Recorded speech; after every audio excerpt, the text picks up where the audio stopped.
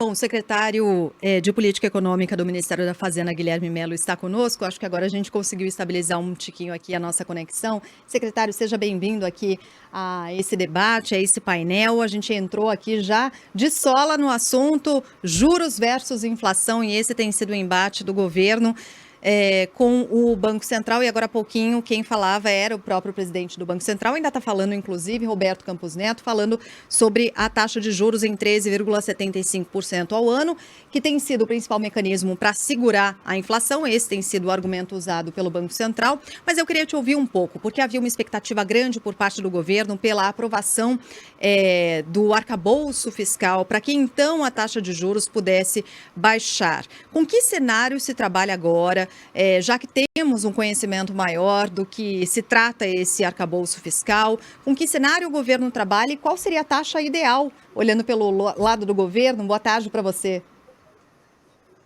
Boa tarde a todos e todas que estão nos assistindo e aos meus companheiros aí de bancada, apesar que eu estou virtualmente, mas me sinto participando aí da bancada com vocês.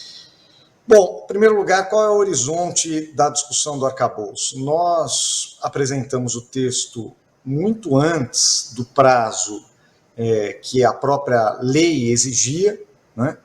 Porque nós entendemos ser importante aprovar o quanto antes esse arcabouço para recuperar a credibilidade, a previsibilidade da política fiscal e, ao mesmo tempo, para viabilizar um debate qualificado na sociedade sobre os rumos da política fiscal e também sobre o orçamento público, que nós enviamos já o projeto de lei de diretrizes orçamentárias, né, para o próximo ano, e mais em agosto teremos a discussão do projeto da lei orçamentária anual.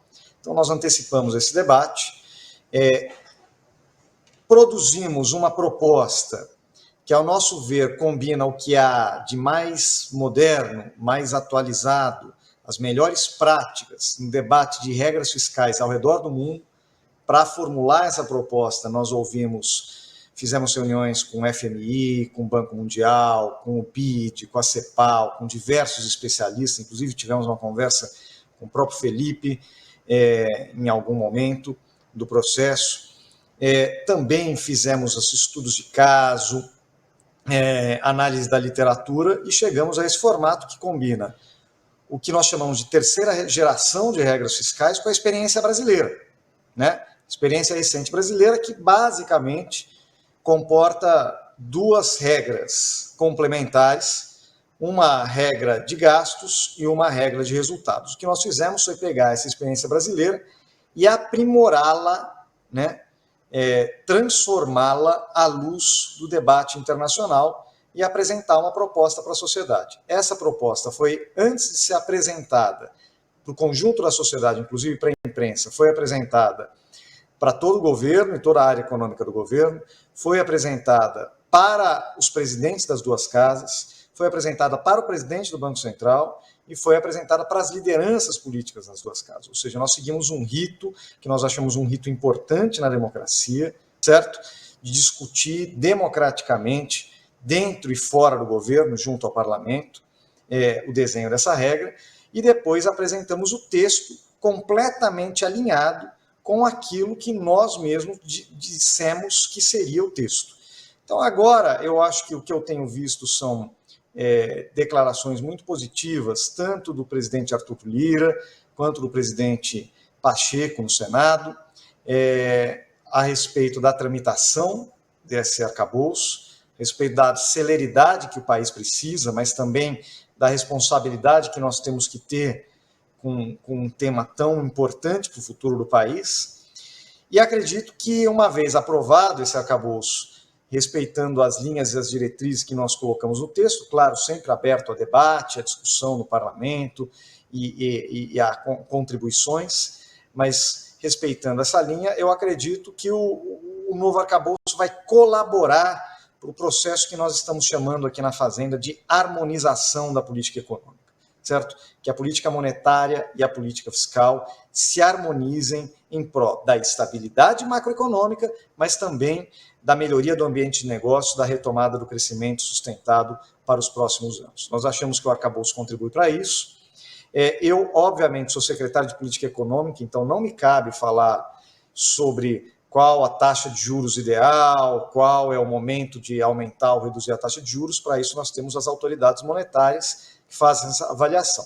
A avaliação que nós fazemos aqui é do ponto de vista das variáveis macroeconômicas, e deste ponto de vista, né, quando você olha, por exemplo, para o mercado de trabalho, para o mercado de crédito, ou outros mercados que são fontes de pressões inflacionárias, nós já vemos condições muito melhores do que no passado. O mercado de crédito vem se deteriorando desde meados de 2022, né, se encontra em um momento bastante restritivo. O mercado de trabalho também já começa a responder essa restrição, tem um processo de desaceleração gradual, eu diria, ao longo dos últimos semestres, e isso, obviamente, abre condições do ponto de vista macroeconômico, junto com uma recuperação da credibilidade fiscal e da previsibilidade, para nós discutirmos, em algum momento nesse ano, um ciclo de alteração da política monetária, de afrouxamento dessa situação que o Banco Central descreve como uma política monetária significativamente contracionista. Mas essa é uma decisão, repito, da autoridade monetária, que leva em conta, como o próprio Felipe disse, um conjunto de outros fatores, e que nós trabalhamos numa agenda para cada vez mais fortalecer essa harmonia entre as políticas macroeconômicas que devem andar juntas pelo bem do Brasil.